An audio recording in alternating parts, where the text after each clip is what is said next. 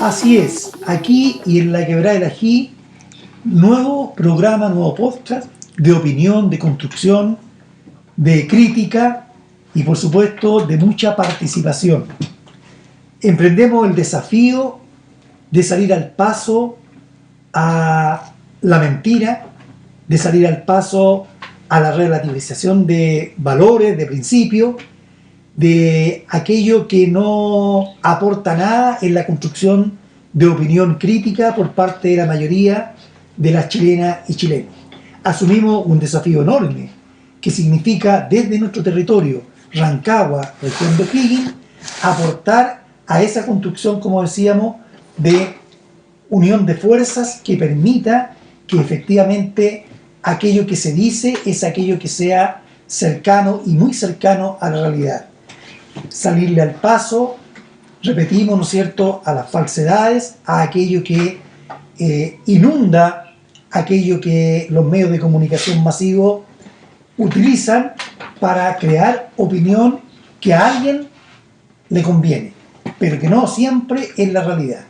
Ese Chile que se está construyendo a través de ese fake news, a través de esa mentira, a través de esa intencionalidad, es el mismo Chile que en su territorio debe abrir paso y salir, ¿no es cierto?, a dar ese desafío, enfrentar el desafío de opinar, de crear conciencia y de poder construir una nueva fuerza que permita, a través de dicha conciencia, las transformaciones que están quedando todas pendientes.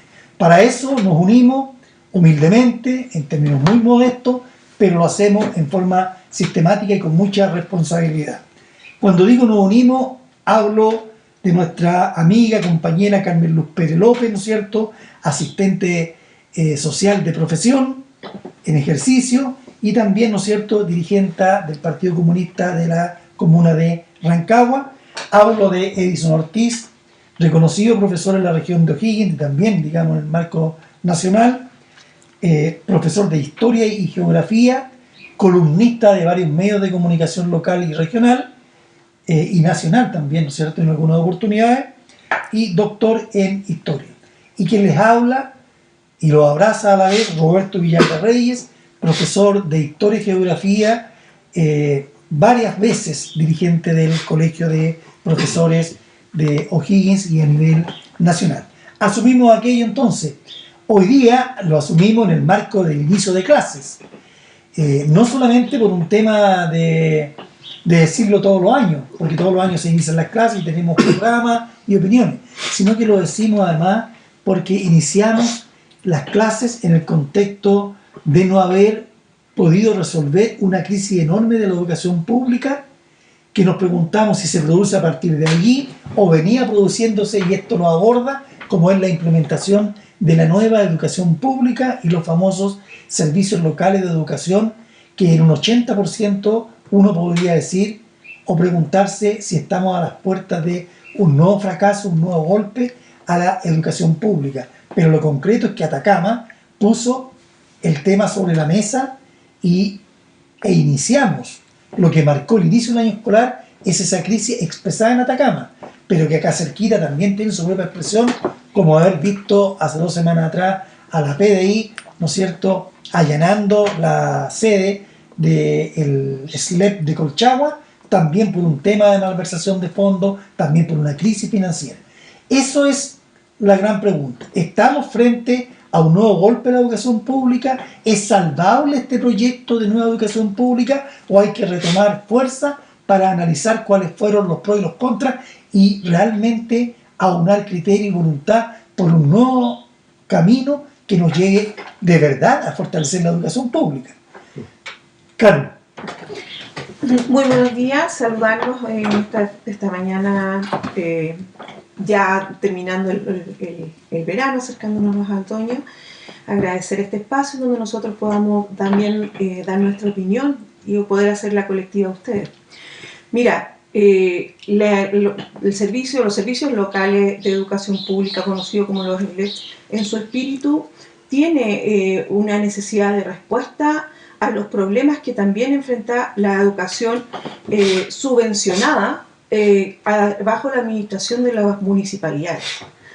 el grave problema que existe con la educación pública se arrastra desde la dictadura, cuando son extraídas la educación como función, como servicio, como derecho para los estudiantes, para los niños y niñas y adolescentes, y son traspasados, son sacados del Ministerio de Educación Pública y se traspasan a las municipalidades que no tenían experiencia en la administración de la educación.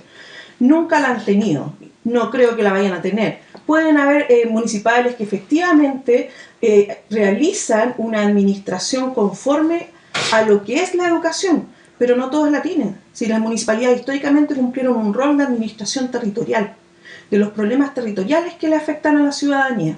La salud y la educación nunca debieron salir de la función del Estado, propiamente tal. Los servicios locales vienen en cierta medida a recomponer lo que es la calidad de la educación. El espíritu es terminar con el neoliberalismo dentro de la educación, un derecho fundamental en el desarrollo del país. Sin embargo, lamentablemente, mientras no se entienda que el financiamiento debe ser permanente y constante, terminar con la lógica de la subvención, efectivamente no vamos a tener un paso de avance a un verdadero sistema de educación pública, porque no lo permite ni la Constitución, porque no lo permite la derecha. Y eso es un hecho a la causa.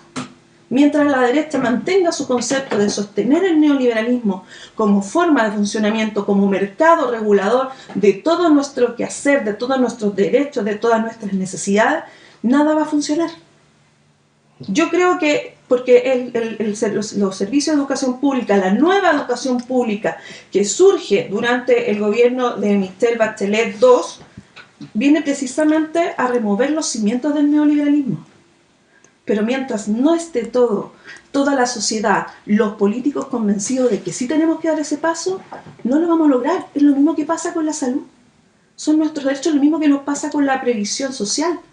Mientras no terminemos como el mercado regulador, esto no va a cambiar. Recuerden que cuando se estaba implementando la nueva educación pública, ¿qué hizo la derecha? Organizó a los ciudadanos para que les siguieran cobrando la educación. O sea, era impresionante ver las marchas por la Alameda de Santiago. Yo no me recuerdo si acá en Rancagua había, pero era exactamente eso. Masa, columna de gente pidiendo que por favor les siguieran cobrando la educación. Ahora, yo, fíjate que venía pensando cuando venía para acá, cuando yo estaba en el liceo hace ya como 30 años atrás, se empezaron a implementar los uniformes colegios o tipo colegio particular en los colegios municipales, pues.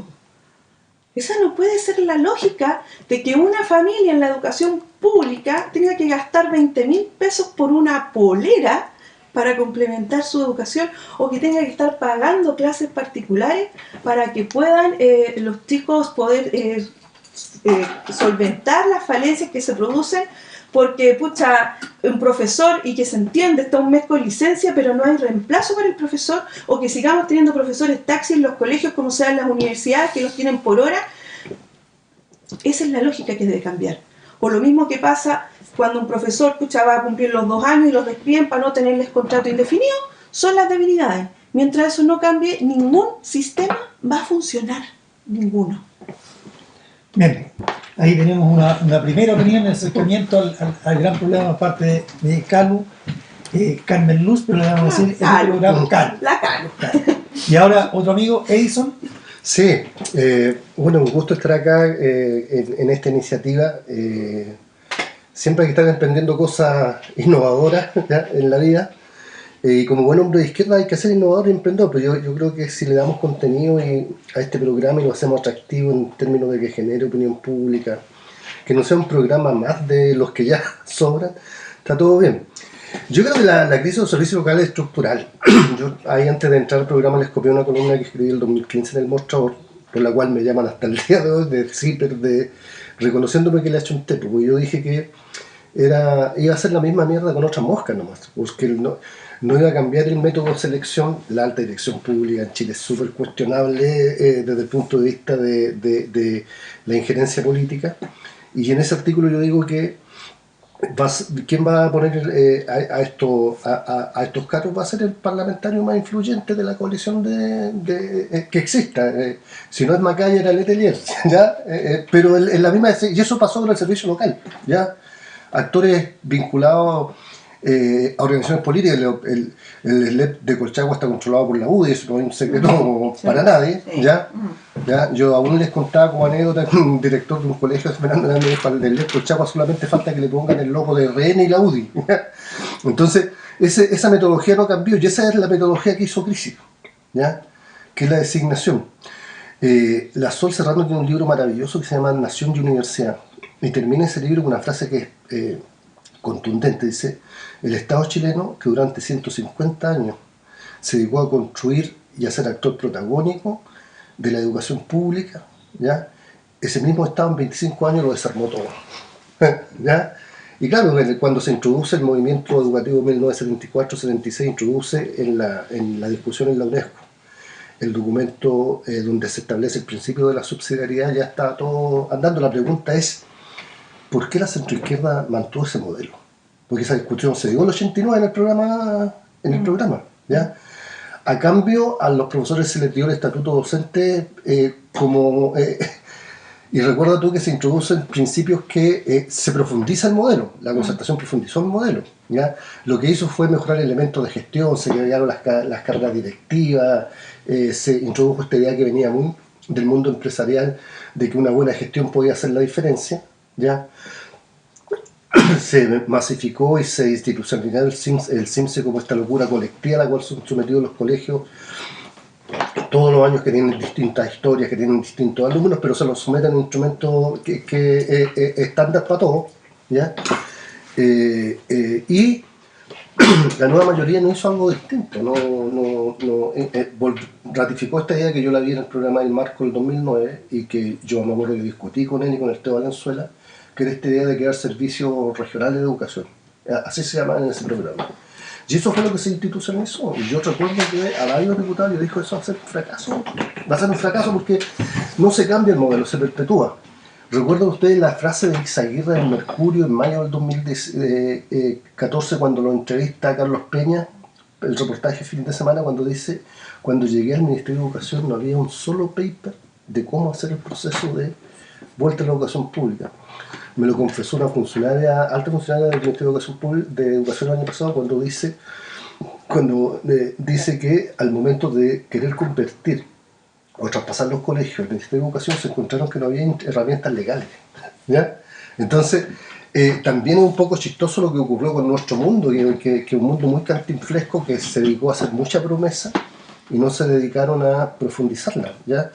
Y evidentemente el caso de los LEP, como tú bien lo dijiste, el de Colchagua es ridículo, el LEP nuevo y está quebrado, con un pozo de 10.000 millones de déficit, el LEP recién creado, ¿ya?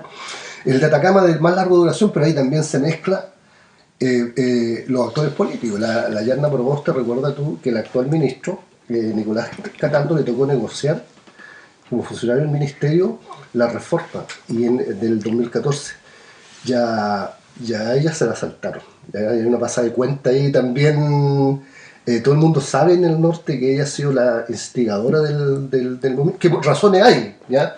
Pero podría haber sido menos dramático, sobre todo para los niños que son los que sufren las consecuencias, ¿ya? Entonces, en la historia de Lea Atacama se cruzan harta historia, problemas estructurales, pasada de factura, ¿ya?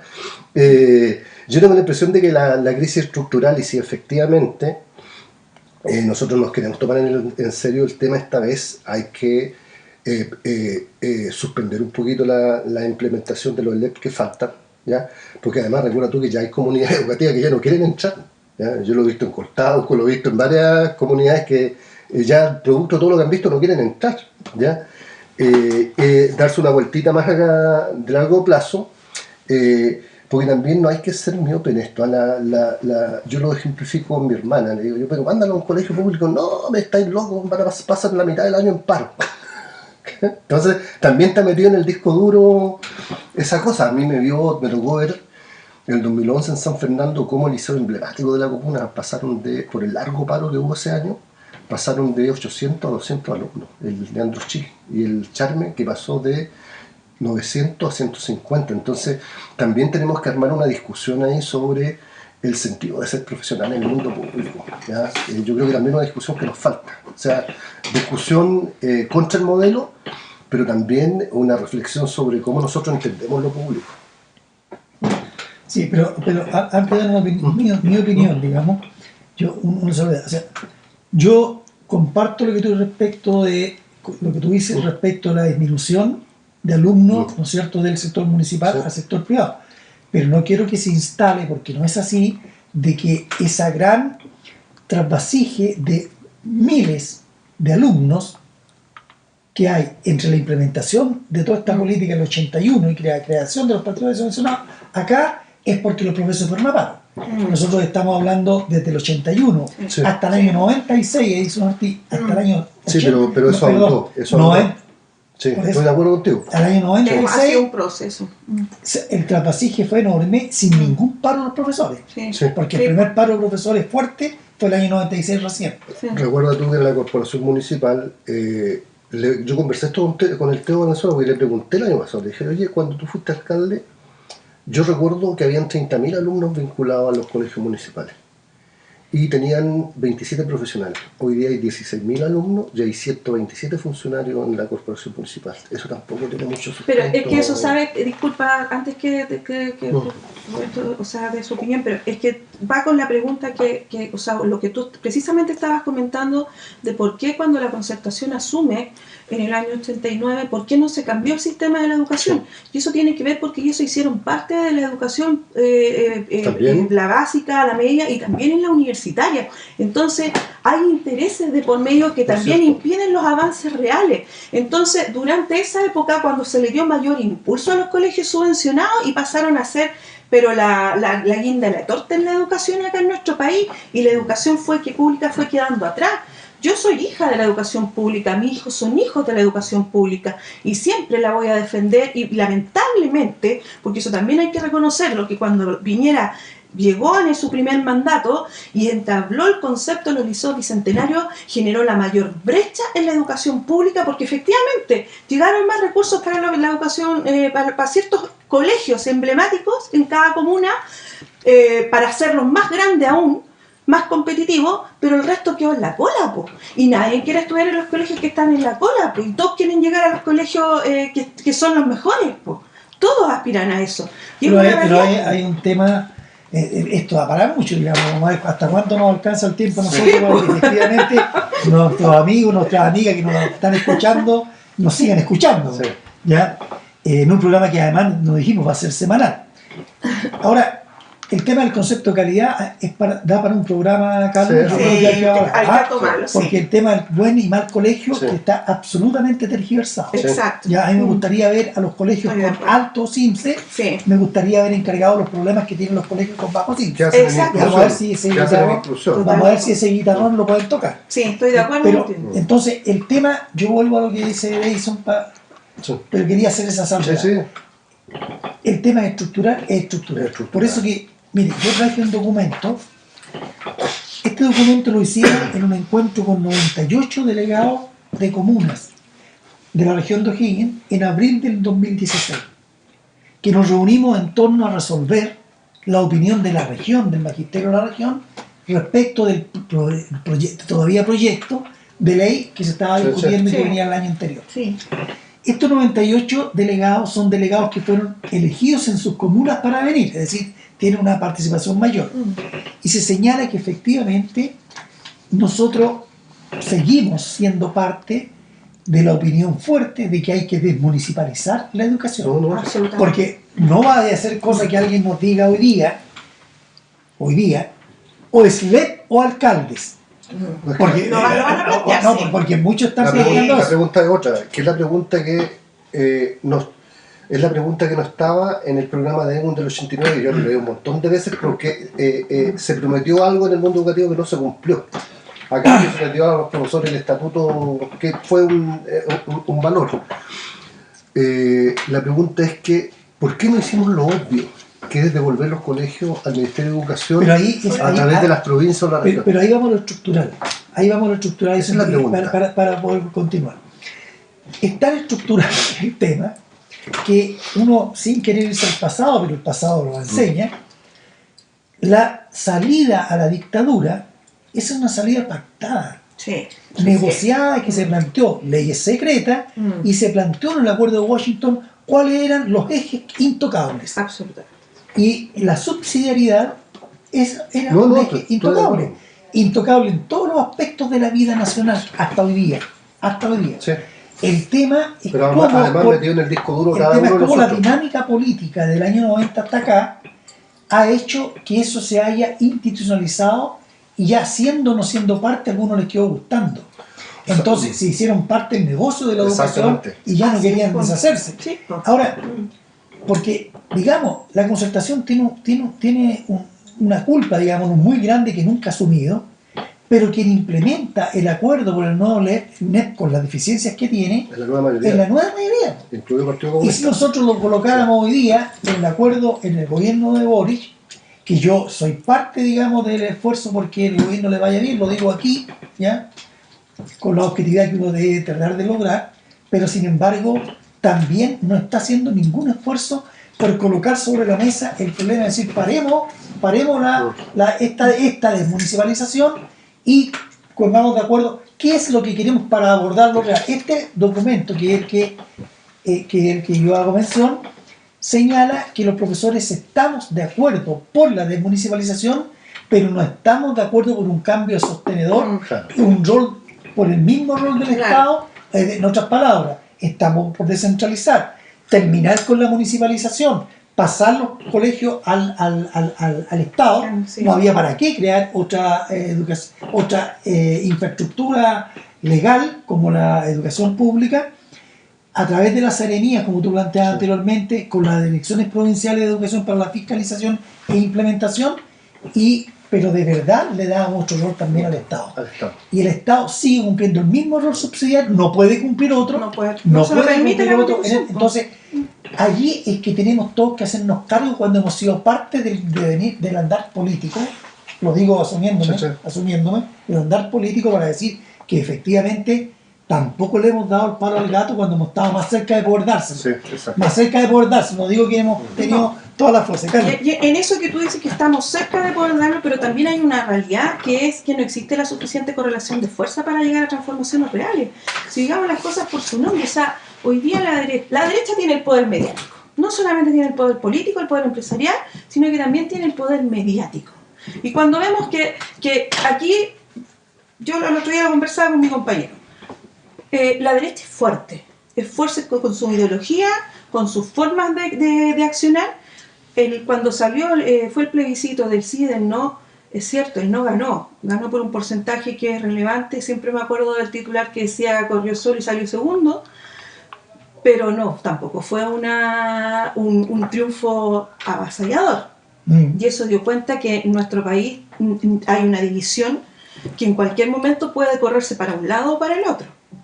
Por lo tanto, no existe, mientras no haya un cambio constitucional respecto de cuál es el rol del Estado, no vamos a lograr transformaciones reales porque las correlaciones de fuerzas no son suficientes. Aquí Edison mencionaba al Partido Comunista y aquí yo tomo la palabra respecto a lo que dice, porque sí, efectivamente, fuimos parte de la nueva mayoría, fuimos parte impulsora en puntos del programa, pero tampoco olvidemos que mientras la presidenta Bachelet ejercía su mandato dentro de la propia coalición de la nueva mayoría, donde nosotros teníamos una participación ínfima, y digámoslo así, no estábamos dentro del comité político, nunca nuestra dirección se reunió con la presidenta Bachelet en privado para plantear los temas, siempre fue a través de...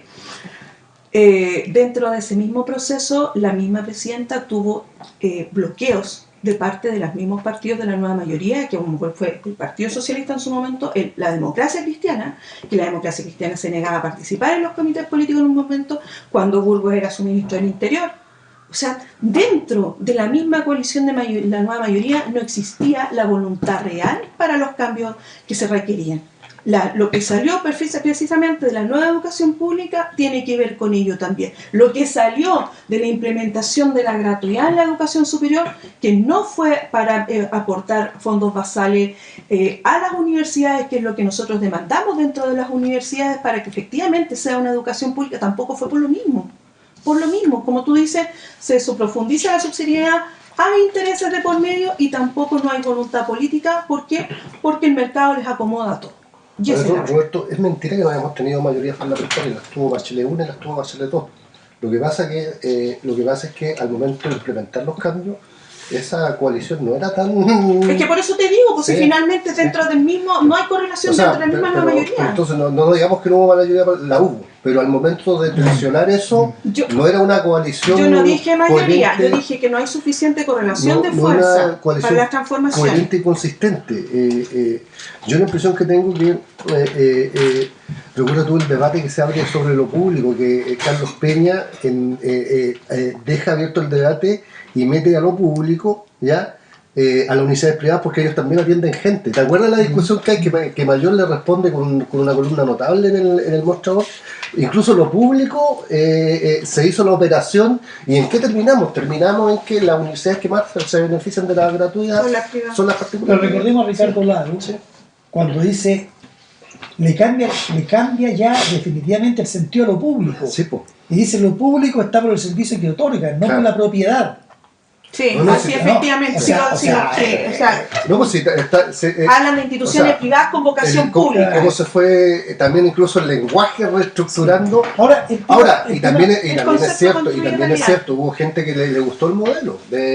O sea, yo recuerdo la ministra Mariana Elwin, dueña de una red de colegios sostenedores, muchas familias vinculadas a la democracia, el hermano Camilo Escalón, el Simón también. O sea, aquí hubo transversalmente gente que se benefició del modelo y se compró el modelo. Recuerda tú que una de las subsecretarias de Educación, que fue con Mariana Elwin, sale del ministerio a ser rectora de la Universidad de las Américas. O sea, ¿qué más relación incestuosa entre quienes dirigen la política y el modelo? No sé si me... Pero hay un tema. Yo creo que buen punto el que veamos el tema de los...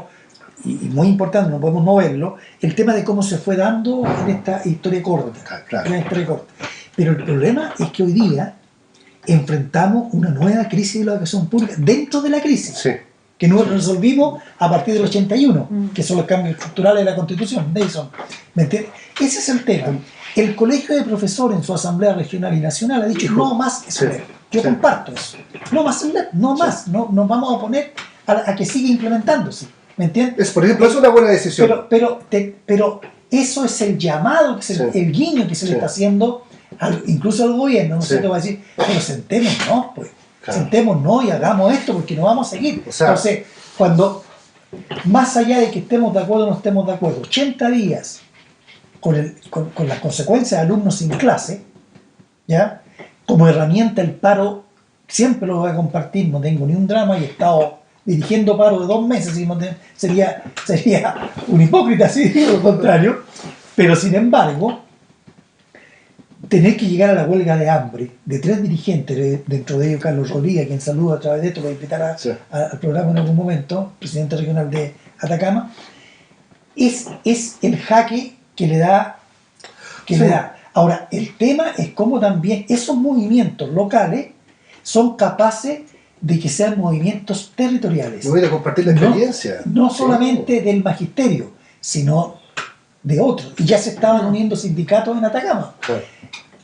Yo creo que eso es importante porque aquí, señora, señor, se requiere que juntos, claro, podemos hasta pasarnos cuenta con los roles que podemos tener, y está bien que se pasen la cuenta, pero coloquemos, dicen los chiquillos, la pelota al piso.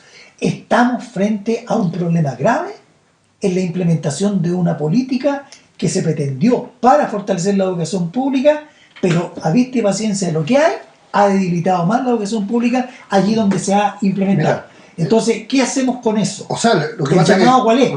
El ELEP reproduce... Nosotros al interior del Ministerio de Educación le decimos al Ministerio de Educación el Banco Nacional de Educación. El Ministerio es un banco nacional, no es otra cosa. ¿Ya? El que financia, el que pone las lucas. ¿Ya?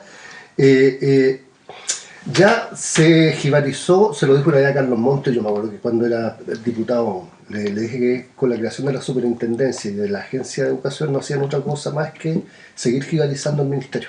Es decir, quitándole, y me reconoció, en aquella oportunidad me reconoció a través de un correo de que era un mandato de la UNESCO, ¿ya? Del Fondo Monetario Internacional y de la agrupación donde está Chile, de los países de la OCDE. Era un mandato, dijo, no la había mucho que OCDE hacer. es una ala del... Exacto. Claro. Por lo menos me dio una explicación razonable y no me siguió chamoyando. ¿Ya? Porque con eso se comprometen otros financiamientos. Así es. Y el servicio local de educación reproduce la misma lógica. Y a mí me tocó ver en Colchagua como 2 supervisiones para un mismo colegio, 2 miradas distintas. Entonces, hoy día, donde antes había un capitán diciéndole a la escuela cómo remar, hoy día tenía 5. Sin contar la ATE, las instituciones externas y todo eso. Entonces, es un modelo desquiciado. Yo tengo la impresión de que es un modelo desquiciado que no... ni siquiera cumple los propósitos que supuestamente quiere cumplir desde su lógica. No sé si me explico, ¿ya? Nosotros, cuando hicimos este documento, nos basamos en lo que opinó el gremio de profesores, con 80.000 profesores en congreso en el 97. Sí. Y fue desmunicipalizar a través de crear un nuevo rol con otro concepto de calidad de la educación, con otra financiamiento, es decir, ya un tema muy integral. Entonces, eso hoy día está plenamente vigente.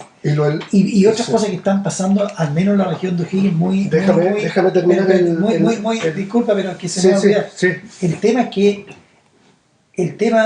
que tiene que ver con quién se ha corrompido menos o más, también yo diría que es bastante promiscuo el que el Ceremi de Educación, Leonardo Fuente, haya salido de la Seremía de Educación para hacerse cargo del SLEP de Colchagua vía concurso.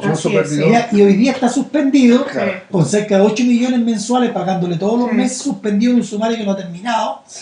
Y que, bueno, es que ahí se cruzan, para terminar mi argumento, ahí se cruzan 2 cosas más. Se cruza el desprecio a la región. Esto de Atacama, si hubiese sido en Santiago, hubiese estado resuelto en un rato. ¿Ya? También, cierto. Lo de Colchagua es un problema que se viene ahondando desde que Marco Ávila era... A mí me llamaba una vez de la ley, me dijo, puta chino, ¿nos podía ayudar con esto? Porque acabamos de tener reunión con el ministro Ávila y dijo, yo no quiero hacer nada de ustedes son un puro problema para mí. O sea, ¿por qué el servicio local tuvo que demorarse que al director lo suspendieran para ver recién la posibilidad de un reemplazo? O sea, también hay decisiones mal hechas aquí. O sea, pero hay 300 funcionarios que fueron... Miren, fueron todo esto. Mal hecho también. Previo a la implementación de los SLEP, al inicio de los SLEP, la ley contempla algo de 10 meses o un año hacia atrás, se empiezan a formar 2 tipos de consejos y empieza a prepararse el traspaso, lo formal. Yo era presidente regional del Colegio de Profesores y como tal mantuvimos mensualmente con Leonardo Fuente, ¿ya? Él ya estaba de director, reuniones para ver el traspaso para que no se produjeran los problemas que se habían producido en otro lado. Y faltaron los besos, no, porque los acuerdos fueron esto, otro. Llegó el fin de año, 300 afuera. 300 afuera, Contraloría. Además, pagaba las indemnizaciones con plata que no podían pagar. Pero además advertidos de que por eso estaba mal hecho. Si ellos fueron advertidos. Esos fueron advertidos. Yo lo sé porque un abogado me lo... Pero hay evidencia que fueron advertidos. Fueron advertidos. Entonces, la impresión que tengo yo es que recuerda tú que además le hace una... Yo esto lo sé de funcionarios de dentro. Él cuando los convoca a crear el servicio, ¿ya? Le juramenta que ellos van a servir el mejor servicio local de Chile. Entonces, a la vuelta de la esquina son uno de los peores servicios de Chile. Entonces, el que se demoró menos en profundizar la crisis. Entonces, es que por claro, tú dices, ellos querían ser el mejor servicio. ¿Por qué creerle, si tú con talco, que más o menos que le falta con el símbolo de la UDI y de RN nomás afuera, por qué creerle a una administración que siempre se opuso a la desmunicipalización?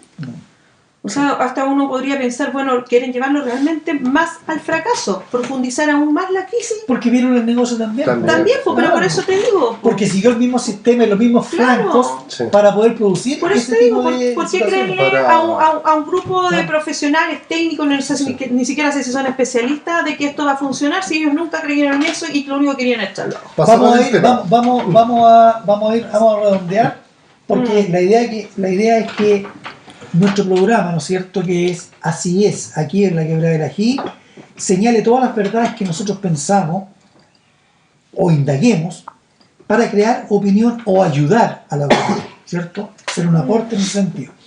Y hoy día estamos frente a un tema importantísimo, que es la crisis de la educación pública, y que mantiene, ¿no es cierto?, un jaque. Yo creo que estamos hackeados en eso, como país.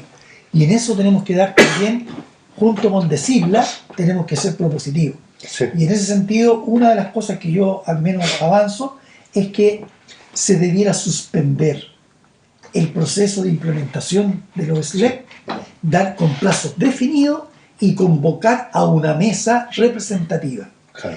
Y ahí me paso al tema de las correlaciones de fuerza que tú planteabas, Carlos, con mucha razón. La correlación de fuerza no es un tema solamente del Congreso Nacional. Así es. La correlación de fuerza es un tema mayor. Por eso que yo creo que hay que volver a hacer la política con la gente.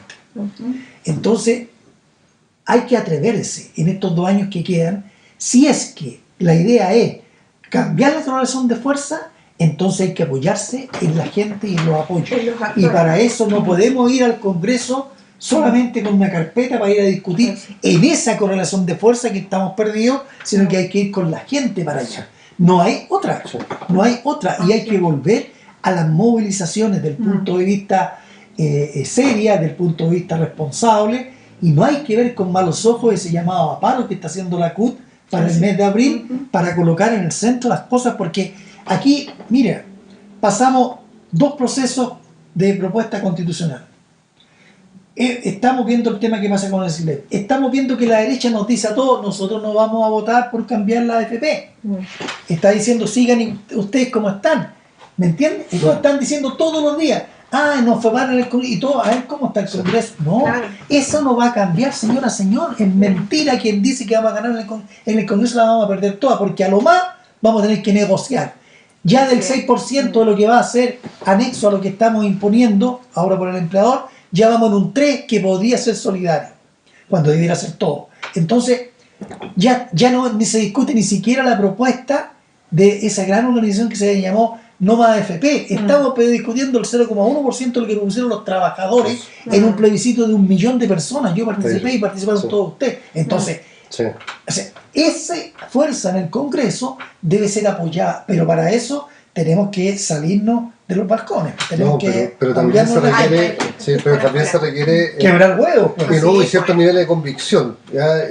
Recuerda tú, parto un ejemplo al revés, recuerda tú que en la propuesta de aumento de sueldo, Mario Marcel se pasó de listo y con la inocencia de los sindicatos metió entre medio que en el paquete, cosa que no tenía nada que ver, pero lo metió, ¿ya? El que nosotros pagáramos la deuda de la ISAPRE a nosotros. Y el regalito lo tenemos ahora. La ISAPRE mía, por ejemplo, me está subiendo a 7, el 7,4. Entonces, me va a devolver plata, me dice a mí, con el beneplácito de este gobierno, me dice a mí que ese pago va a ser en 10 años, todavía no se discute ni siquiera el monto, que partió en casi 2.000 millones de dólares, ahora ya en 400 millones, ya, para dar 10 años. Y para un programa. Claro, y para eso además me dicen que debo permanecer en la ISAPRE, si no, entonces nos metieron en el ojo de nuevo, pero con el beneplácito de este gobierno y en especial del señor Marcel. ¿Qué quiero decir con esto? Cuando se negoció la ley de educación pública con Bachelet 2, el gremio nuestro, Andime, ¿ya? Y yo se los dije en aquella oportunidad, vendieron el contenido programático que era reafirmar la educación pública a cambio de un concursito, ¿sí? Entonces también ciertas convicciones en nosotros y en el movimiento sindical de que con todo lo que ha pasado, esta vez no más. Yo estoy de acuerdo contigo en que recuerda ahora que los LEF se suspendieron por falta de financiamiento, no se suspendió porque el modelo estaba haciendo crisis, ¿ya? Entonces, claro, que se suspenda por decisión política hasta que haya un comité donde participe el colegio de profesores que sea relativamente objetivo, que defina si este modelo es salvable o no. Yo creo que no. Y se haga la pregunta de fondo. Si de verdad tenemos la intención de revitalizar la educación pública, con lo cual la sentencia es más o menos fácil, debe ser traspasada al Ministerio de Educación con su institucionalidad regional. Punto. Yo me quedo bien. Carlos, ¿cerramos? Mira, yo también comparto lo que plantea eso, que deben volver que el Ministerio de Educación Pública debe tener el rol estatal de administrar la educación como tal. de que tenga atribuciones también para ello. O sea, por ejemplo, la misma crisis que hay con respecto a la infraestructura en los establecimientos. Recordemos que antes del golpe cívico-militar, en el 73, el Ministerio de Educación Pública en ese entonces tenía una entidad en su interior que se preocupaba de la construcción de los establecimientos de educación y además de su refacción. Entonces, la sociedad constructora, que siempre me acuerdo que el papá de la periodista de apellido Verdugo, Patricia Verdugo, era constructor civil de ahí de esa sociedad. Esos son roles importantes. La tercerización de los servicios es lo que también va dañando las licitaciones. Las licitaciones pueden darse bien, pero a veces los servicios prestados tampoco son los mejores. Entonces, necesitamos un cambio estructural en el Estado y en el rol que puede cumplir en la administración de la educación en sí misma. Yo también lo comparto, y comparto que los profesores tienen que ser parte también de este proceso, las comunidades educativas en su conjunto. También estoy de acuerdo contigo, Roberto, esto no puede ser solamente desde la mirada política. Debemos construir transformación con las mismas bases, con las personas, con la movilización, con los trabajadores, y los trabajadores también tienen mucho que decir con respecto a los cambios que se necesitan en la educación. Pero yo insisto, mientras no cambiemos también la mirada de la sociedad en su conjunto, de cuál es el rol de una constitución, si esto es primordial, que le dé esa relevancia al Estado como actor principal en la construcción de una nueva sociedad, todo lo que avancemos va a ser siempre bajo el marco regulador de la subvencionalidad. Así es, pareciera que por ahí va el asunto. Estamos coincidiendo en que los cambios estructurales están absolutamente pendientes, partiendo por reconocer que el proceso constituyente en Chile no ha terminado. Así es. Ojo con eso, porque hoy día, después que del segundo plebiscito, parece que hubo unanimidad de que el proceso había terminado. El proceso no ha terminado y los procesos son largos y sufren alto y bajo. Hay que ver a Salazar hacer un buen análisis del poder constituyente respecto a eso. Sí. Esa es una cosa. Lo otro es que hay que hacer política también con el mundo social. Sí, efectivamente. Porque si no, nuevamente el mundo social va a pasar por arriba. Uh-huh. Sí. En algún momento va a pasar por arriba. Y ojalá tenga mejor conducción, si es que hubiese otro estallido social al que no hay que negarse. Uh-huh. Y si tuviese conducción político-social, otro gallo hubiese cantado acá, o cantaría. Sí. Cantaría, sí. Y ser parte, digamos, de ese proceso. Parece que coincidimos que no andamos bien si seguimos implementando una política que al menos lo que mínimamente debe hacer, sin creer que tenemos todo siempre la verdad, llamar y decir, estamos bien, qué es lo que hay que hacer, cómo nos vamos por acá, cuáles son los tiempos, los plazos. Y por último, que la política no puede hacerse solamente a través de los medios de comunicación masivos que están creando la mala política, una opinión bastante tergiversada de los hechos, ¿ya? Y que tenemos que hacer el esfuerzo por constituir opinión, por construir opinión, con nuestras diferencias, por supuesto, porque estamos en un país absolutamente diverso. Esa es la invitación. Yo me despido con esta parte. Es la invitación. Nosotros nos vamos a lanzar al aire los días lunes. Estamos en esta piscina por nuestra plataforma YouTube. Vamos a hacer todo el empeño para aparecer también por Spotify y por todas las plataformas posibles, pero de aquí partimos hasta la Quebrada del Ají, un camino largo, difícil, pero vamos a tratar de ser lo más sistemático porque hace falta, mucha falta. Y un saludo a todos los que nos van a estar escuchando. Y ojo, en algún momento también podrán dar una opinión cuando vamos implementando medios por el cual ustedes nos puedan dar una opinión. Ese es mi saludo, un abrazo muy grande, Edison. No, yo termino con una frase, un famoso ministro de Educación que en el 96 dijo que la educación era demasiado importante para que estuviera a cargo de profesores. Yo invierto la sentencia y digo que la educación es demasiado importante para un país como para estar a cargo de economistas o de una mirada económica neoliberal. Compartimos plenamente. Totalmente. Antes de despedirnos, el 8 de marzo se conmemoró el Día Internacional de la Mujer Trabajadora. Vaya mi saludo para todas las mujeres de la comuna de Rancagua y que se extienda a todos los rincones del país también.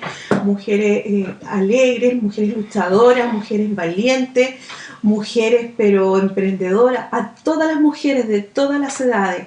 Sin mujeres este país no avanza. Gracias. Exacto. Por último, este programa no sería posible, es decir, no podríamos llegar desde aquí a la Quebrada del Ají sin nuestro aporte, ¿no es cierto?, comunicacional, operativo, técnico, del compañero y amigo Yuri Santos. Así es. Gracias, Yuri, por acompañarnos.